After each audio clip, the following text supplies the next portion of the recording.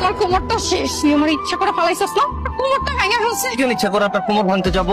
তুই এখানে কি করছিস? বাসায় যাওয়া বাদ দিয়ে তুই এই রিক্সার সাথে কি করছিস? তুমি না আমার জন্য একটা ভালো টিউশন মাস্টার খুঁজতেছিলা? হ্যাঁ বলেছিলাম। তাহলে আমার জন্য ওনাকেই টিউশন মাস্টার হিসেবে রেখে দাও। তো মাথা ঠিক আছে? এই রিক্সালা তোকে পড়াবে না? হ্যাঁ বাবা, টিচার হিসেবে আমার ওকেই লাগবে। আর তাছাড়া অনেক মেধাবী একটা ছাত্র, তা না বাবা? সামনে না সে বিসিএস পরীক্ষা দিচ্ছে, আমার মনে হয় আমি তার কাছে পড়লে অনেক ভালো রেজাল্ট করতে পারবো। এখন যে কি আবদার করিস কিচ্ছুই বুঝি না। এই শোনো, কালকে থেকে তুমি মেয়েকে পড়া। আপনার জন্য সামান্য কিছু নাস্তা বাকি। এখন এত কিছুর কি দরকার ছিল? আমি এসব খাবো না, আমি বাড়ি থেকে খেয়ে আসছি। খেয়ে আসছেন? অনেক গরম থেকে তো আসছেন, অন্তত আর কিছু না খান, শরবতটা খান প্লিজ স্যার।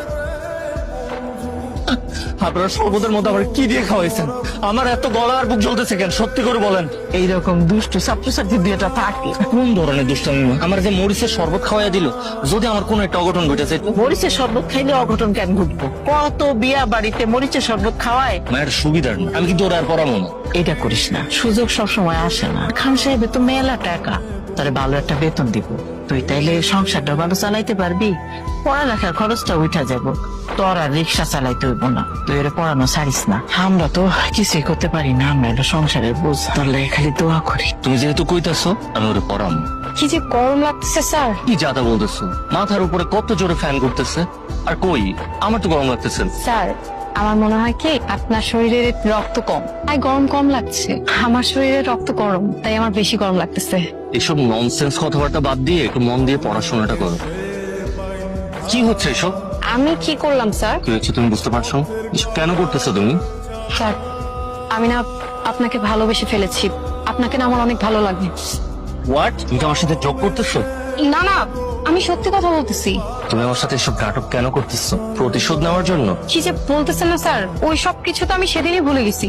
তারপর থেকেই আমার আপনাকে ভালো লাগা শুরু হয়েছে, আমি আপনাকে ভালোবেসে ফেলেছি। শাট আপ, একটা কথাও বলবা না। তোমাকে আমার খুব ভালো করে চেনা আছে। আর তোমার মতো এরকম বড় লোকের ধনীর দুলালিরা কখনো কাউকে ভালোবাসতে পারে না। তোমার মতো মেয়েরা পারে একটা ছেলের জীবন ধ্বংস করে দিতে, একটা ছেলেকে নিয়ে খেলা করতে। আমাকে কি তোমার এতটাই বোকা মনে হয় যে আমি তোমার মতো একটা মেয়েকে ভালোবাসবো? একটু বিশ্বাস করেন, আমি মিথ্যা বলছি না, আমি সত্যি বলছি।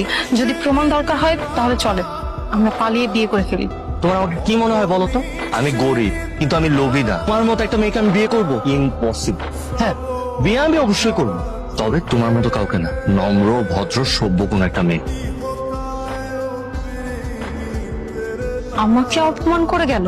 এই লামিয়াকে পাওয়ার জন্য হাজার হাজার ছেলে পিছনে ঘুরে, আমাকে অপমান করে গেল। এই লামিয়াও দেখিয়ে দিবে এই লামিয়া কি জিনিস।